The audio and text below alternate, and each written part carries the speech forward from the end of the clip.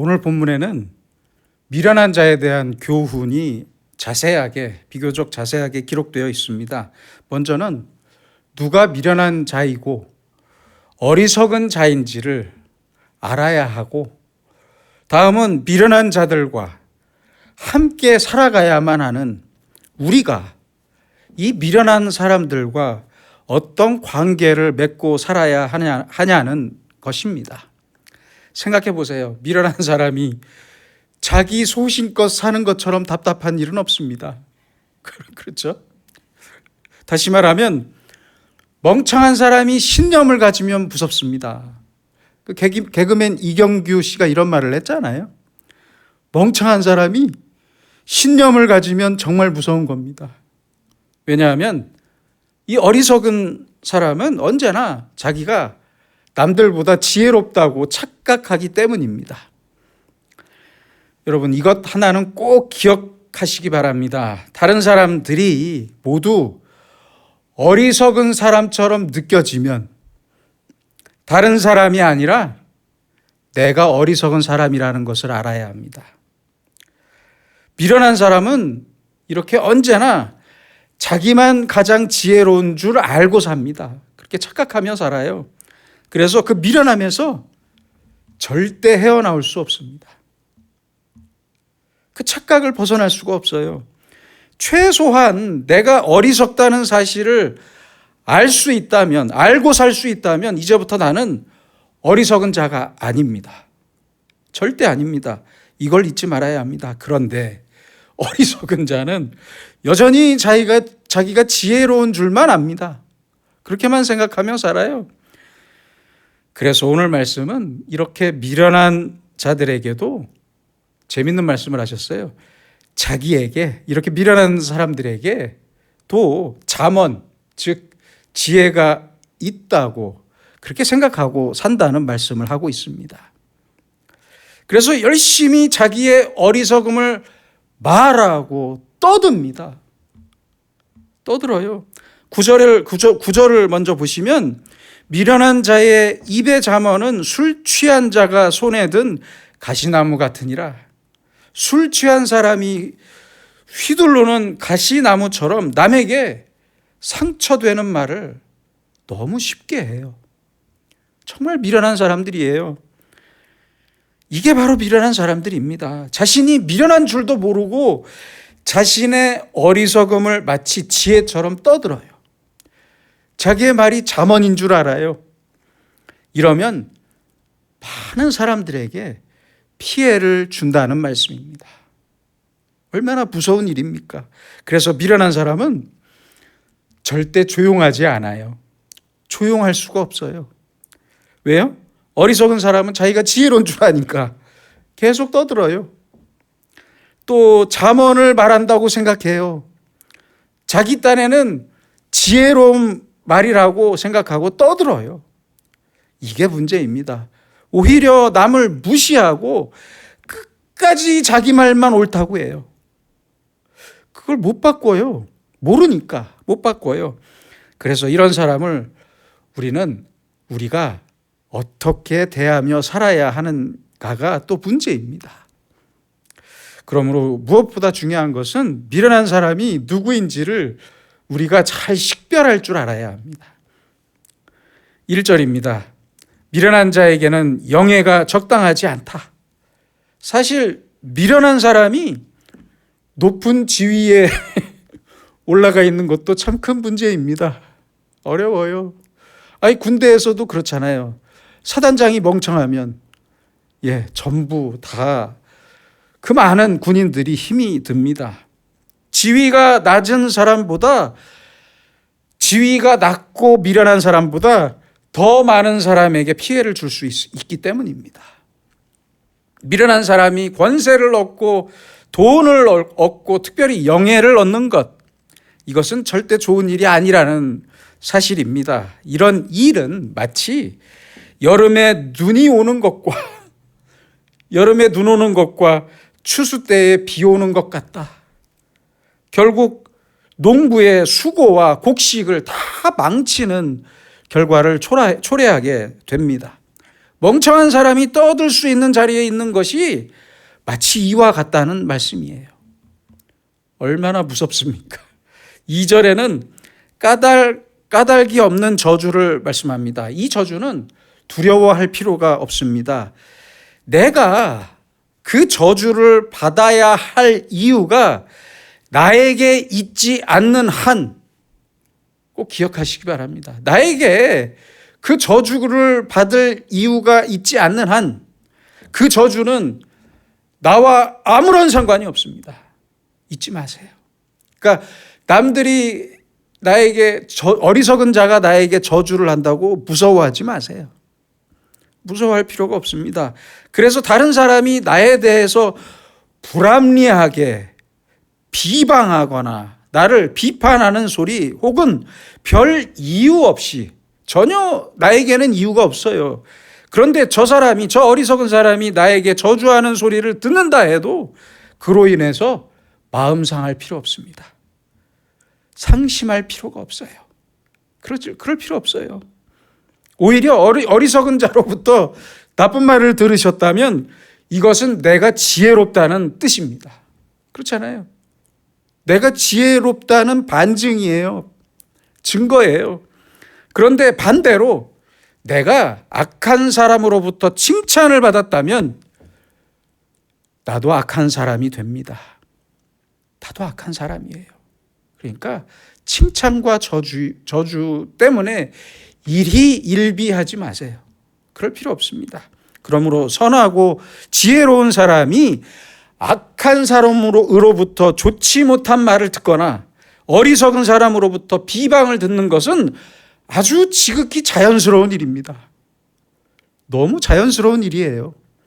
그래서 미련한 사람이 저주하는 것은 아무 상관이 없는데, 마치 어떤 거냐면 참새가 떠도는 것과 제비가 날아가는 것 같이 이루어지지 아니하느니라. 실행성이 전혀 없는 저주예요. 아무 의미가 없어요. 참새나 제비가 날아가고 나면 무슨 흔적이 남습니까? 아무 흔적이 없잖아요. 흔적이 없습니다. 그래서 미련한 자가 이유 없이 나를 비방하고 저주하더라도 전혀 신경 쓸 필요 없습니다. 그런 말씀입니다. 다음 3절에서 미련한 자에게 다시 말씀합니다. 말에게는 채찍이요 나귀에게는 재갈이요 미련한 자의 등에는 막대기니라. 이건 무슨 뜻입니까? 말로 가르칠 사람이 있고 매로 가르쳐야 할 사람이 있어요. 그렇죠? 생각해 봅시다. 여기 지금 내가 너무 사랑하는 자식이 여기 있어요. 이 자식을 잘 가르쳐야겠는데 말이 안 통해요. 아니 TV에 보면 금쪽이들 나오잖아요. 금쪽이들. 그 진짜 가서 꿀밤이라도 한 대 때려주고 싶은 금쪽이들이 있잖아요. 전혀 말이 안 통해요. 어리석고 미련해서 도저히 말로는 안 돼요. 그럼 어떻게 해야 돼요? 결국에는 채찍을 들 수밖에 없다는 말씀입니다. 그렇다면 이제 좀 더 스케일을 크게 생각해 보겠습니다. 온 인류를 다스리시는 하나님께서는 어떠시겠습니까? 하나님의 입장에서 생각해 봅시다. 우리 인간들을 가르쳐야겠는데, 사랑하기 때문에 가르쳐서 지혜를 주고 싶은데, 올바른 사람으로 만들고 싶은데, 그래서 말씀으로 역사하시고 선지자를 보내서 역사하시고 성령으로 역사했는데도 불구하고 사람들이 도무지 들어먹질 않아요. 그럼 어떻게 해야겠습니까? 하나님께서도 채찍을 드실 수밖에 없어요. 채찍을 드셔요. 바로 이 채찍이 구약의 느부갓네살 왕입니다. 하나님께서는 악한 자를 채찍으로 들어서 선한 자를 때리십니다. 자기의 자식을 때리십니다. 그게 하나님입니다. 그런데 여기에는 하나님의 교육적인 목적이 있다는 사실을 분명히 알아야 합니다. 그죠? 맞았다고 기분 나쁘게만 생각하지 마세요. 그래서 내가 어리석어질 때는 최소한 말씀을 들을 수 있는 귀는 있어야 하는데 그게 없어요. 최소한 하나님의 말씀을 듣고 그 말씀대로 순종할 수 있는 겸손이 있어야 하는데 그게 없어요. 그러면 내 등에는 하나님의 채찍이 떨어질 수밖에 없습니다. 그렇죠? 말이 안 통하니까요. 미국의 조지아 주립대학 교수였던 데이비드 슈얼츠 박사는 이런 말을 했습니다. 잘 들어보세요. 크게 생각하는 사람은 듣기를 독점하고 작게 생각하는 사람은 말하기를 독점한다. 참 좋은 말이죠. 여러분은 하나님께 말하기를 더 좋아하는 사람입니까? 아니면 하나님의 말씀 듣기를 더 좋아하는 사람입니까? 깊이 생각해야 합니다. 다른 사람의 말은 듣지 않고 내 뜻만 말하기를 좋아하십니까? 들리지 않는다면, 못 듣는다면 이제 나에게 남은 것은 채찍입니다. 채찍이에요. 채찍을 맞고서야 말씀이 들리거든요. 채찍을 맞아야만 말씀을 수용할 수 있거든요. 미련한 자의 등에는 막대기니라. 그러므로 이 말씀처럼 이 채찍과 막대기는 하나님의 사랑입니다.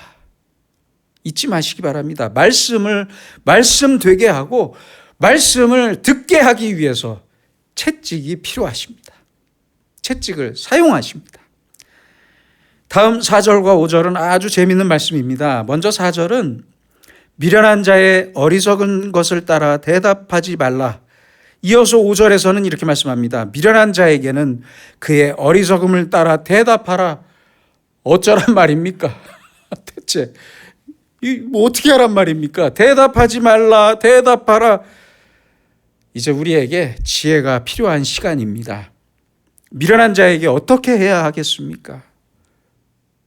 이것은 우리의 몫입니다. 미련한 자와의 관계에서는 대답하지 말아야 할 때가 있고 대답해야 할 때가 있다는 말씀입니다. 그렇게 이해하시면 됩니다. 먼저는 미련한 자가 말하는 것처럼 나도 그 말을, 어리석은 말을 따라서 말하면 안 됩니다. 그렇게 말하지 말아야 합니다. 미련한 자가 거짓말을 한다고 해서 나도 거짓말을 하거나 미련한 자가 욕을 한다고 해서 나도 욕을 하면 안 됩니다. 미련한 자가 화를 낸다고 나도 같이 화를 내야겠습니까? 그렇잖아요. 아니, 마주오는 차가 하이빔을 켰다고 나도 하이빔을 켜야겠습니까? 옳지 않습니다. 아니에요. 그럴 가치가 없기 때문입니다. 그럴 가치가 없어요. 이러면, 그렇게 행동하면 나도 저 미련한 사람과 똑같은 사람이 돼버리고 말기 때문입니다. 그럴 가치가 없어요. 어리석은 자, 미련한 자, 구제불능인 사람과 같이 화내거나 그 사람과 더불어 싸울 필요가 없어요. 그럴 필요가 없어요. 나이가 들면서 사람들이 깨닫는 것이 하나 있습니다. 자, 여기 좋은 사람이 있어요. 나쁜 사람도 있어요. 그러나 중요한 것은 고칠 수 있는 사람이 있고 고칠 수 없는 사람이 있어요. 그걸 나이 들면 깨닫게 됩니다. 그렇잖아요. 안 되는 사람은 안 되더라고요. 참 희한해요. 구제불능인 사람은 분명히 있습니다. 분명히 있어요. 자기가 아무리 노력을 한다고 해도 달라지질 않아요. 이런 사람은 어떻게 해야 돼요? 하나님께 맡기고 기다릴 수밖에 없습니다. 그 방법밖에는 없어요. 내가 어떻게 할 수가 없잖아요. 생각해 보세요. 내가 친절하게 하면 저 사람은 더 기가 살고 내가 저 사람과 똑같이 대하다 보면 나도 저렇게 어리석은 사람이 돼버리고 말아요. 동화되고 말아요. 어떻게 해야겠습니까? 이제는 하나님께 맡기는 수밖에 없어요. 이런 경우가 너무 많아요. 갈수록. 이런 사람은 내버려 둘 수밖에 없어요. 내가 아무리 고쳐보려고 해야 그러는 동안 나도 저 사람과 똑같은 사람이 돼버리고 말아요. 그래서 말씀합니다. 미련한 자의 어리석은 것을 따라 대답하지 말라. 참 귀한 말씀입니다. 두렵건대 너도 그와 같을까 하노라. 참 기가 막힌 말씀이에요. 저 사람이 욕한다고 나도 같이 욕하고, 저 사람이 화를 낸다고 나도 화내고 싸우면 마지막에는 나도 저 사람과 똑같이 미련한 사람이 되고 맙니다. 그래서 하시는 말씀이에요. 또 이제는 미련한 사람이 자꾸 떠드는데 내가 침묵하기만 하면 될까요? 그 어리석은 말을 인정하는 것이 되어버리기 때문에 할 말은 해야 합니다. 그러면 어떤 말을 어떻게 해야 합니까? 그의 어리석음을 따라 대답하라. 다시 말씀드리겠습니다. 잘 들으시기 바랍니다. 그의 어리석음을 따라 지혜롭게 대답하라. 그 의미입니다. 지혜롭게 대답해야 합니다. 왜요? 그 이유는 그가 스스로 지혜롭게 여길까 하노라.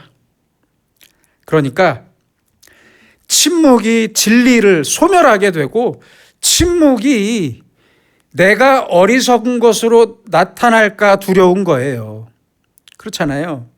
지금은 내가 침묵하고 있지만 그것은 당신이 미련하니까 침묵하는 것이지 내가 어리석거나 모르는 것이 아니다.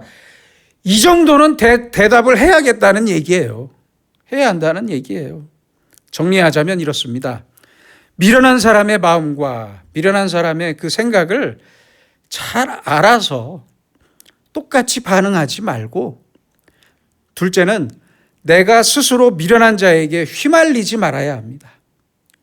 이것을 위해서 나의 감정 조절이 꼭 필요합니다. 무엇보다 내 감정을 잘 다스려야 합니다. 이것이 중요합니다. 내가 스스로 잘못된 감정에 휘말리지 않도록, 저 사람과 내가 같아지지 않도록 해야 합니다. 미련한 사람과 내가 동화되거나 그 미련한 사람의 행위에 동참하면서 저 사람의 어리석음에 감염되지 말아야 하고, 침묵이 나를 똑같이 미련한 자로 만들 수 있는 상황이라면, 그래서 말해야 하는 상황이라면 지혜롭게 대답하라는 말씀입니다. 그러므로 미련한 사람과 함께 지내더라도 지혜롭게 살아야 합니다. 감정에 반응하지 마시고, 감정으로 반응하지 마시고 지혜롭게 냉철하게 사셔야 합니다. 말 같지 않은 말, 쓸데없는 말에 모두 대답하다가 어느새 나도 저 사람과 똑같이 어리석은 사람이 되지 않도록 조심해야 합니다. 그러나 대답해야 할 때가 있습니다. 그때는 어느 때예요? 하나님의 진리가 묵살될 때입니다. 내 침묵으로 인해서 미련한 자가 지혜로운 자가 되고 하나님의 이름이나 하나님의 뜻이 땅에 떨어지게 될 때는, 이때는 지혜로운 대답을 반드시 해야 한다는 말씀이에요. 6절입니다. 미련한 자 편에 기별하는 것은 자기의 발을 베어버림과 해를 받음과 같으니라. 내가 어떤 사람에게 소식을 전해야 하는데 미련한 사람을 통해서 소식을 전하게 되면 중간에서 말이 달라진다는 뜻이에요. 미련한 사람에게 소식을 전하라고 하면 찾아가서 엉뚱한 말을 하게 됩니다. 그렇죠? 이것은 내 발을 베는 것처럼, 베어버리는 것처럼 내 일을 망치게 된다는 말씀입니다. 고려와 조선 시대를 거쳐 6.25 직전까지 우리나라의 귀족들이 즐겼던 최고의 스포츠가 무엇인 줄 아십니까? 매사냥이었습니다. 매사냥.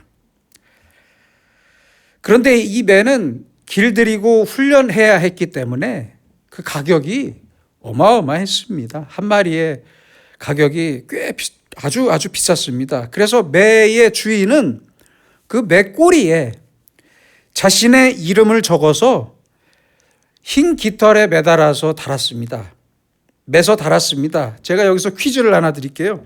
이 하얀 깃털의 이름표를 뭐라고 불렀을까요? 여러분들 다 아시는 이름입니다. 시치미입니다. 시치미. 예, 그 매의 이름표가 시치미예요. 매 꼬리에 붙여놓은 그 이름표가 시치미인데, 그래서 시치미를 떼다라는 표현은 어떤 일을 하고도 모른 채 하거나 알고도 모른 채 하는 행동이나 태도를 일컫는 말입니다. 알고도 모른 척, 하고도 안 한 척, 이렇게 미련한 사람은 중간에서 잘못된 말이나 일을 하고도 끝까지 시치미를 뗍니다. 우리도 그렇습니다. 우리도 하나님의 뜻을 분명히 알면서도 하지 않아요. 전혀 하지 않아요. 내가 지금 잘못한 일을 뻔히 알면서도 끝까지 회개하지 않고 하나님 앞에서 시치미를 뗍니다. 그렇죠? 자신은 몰랐다고 하는데 정말 몰랐습니까? 정말 하나님의 뜻을 몰랐습니까? 정말 회개할 일이 없습니까? 겸손히 돌아보면서 해야 할 일은 하고 잘못한 일은 회개해야 합니다. 그것이 바로 우리의 지혜입니다. 우리는 언제나 하나님께 절대 시침이 떼는 사람이 되지 말아야 합니다. 양학선 선수가 2012년 런던 올림픽 기계체조 도마 경기에서 아주 완벽한 기술과 착지로 금메달을 땄습니다. 근데 생각해 봅시다. 체조 경기에서는 왜 착지가 중요할까요? 그렇죠? 좀 궁금하지 않으십니까? 시작만큼이나 마지막이 중요하기 때문입니다. 어쩌면 이 마지막이 시작보다 더 어려운 일일 수 있기 때문입니다. 어려운 일이기 때문입니다. 그 마지막을 위해 우리는 시치미를 떼거나 변질되기 쉬운 미련한 사람이 아니라 더 겸손하고 더 진실할 수 있는 지혜로운 사람으로 살아야 합니다. 결국 우리가 지금까지 살펴본 오늘 말씀의 주제는 바로 지혜입니다.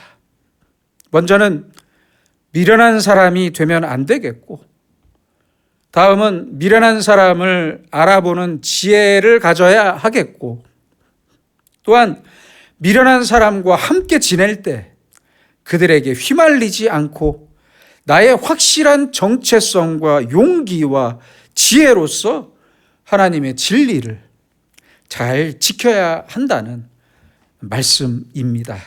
기도하겠습니다. 거룩하신 아버지 하나님, 우리에게 겸손과 용기와 지혜를 모두 허락해 주시옵소서. 미련한 자의 돈과 권력을 부러워하지 않게 하시고 나를 향한 미련한 자의 저주와 비방을 두려워하지 않게 하시고 하나님의 채찍을 나를 향하신 하나님의 사랑으로 알고 가슴 깊이 감사하는 지혜로운 사람으로 살게 하옵소서. 어리석고 미련한 사람들과 함께 지내야만 할 때 미련한 사람의 어리석은 말과 행동에 휘말리지 않는 침착함과 지혜를 허락하시고 오랜 침묵을 끝내고 해야 할 말은 주님 편에서 지혜롭게 대답할 수 있는 용기와 지혜를 반드시 허락해 주시옵소서. 그래서 결국에는 시치미를 떼거나 변질되고 마는 어리석은 자가 되지 않게 하시고 아름다운 마지막을 위해 하나님의 진리를 끝까지 지키고 간증하며 살고 나의 확실한 정체성을 가지고 용기 있는 사람, 지혜로운 사람으로 살면서 주님의 복을 누리는 주님의 사람으로 살게 하여 주시옵소서. 예수님의 이름으로 기도드립니다. 아멘.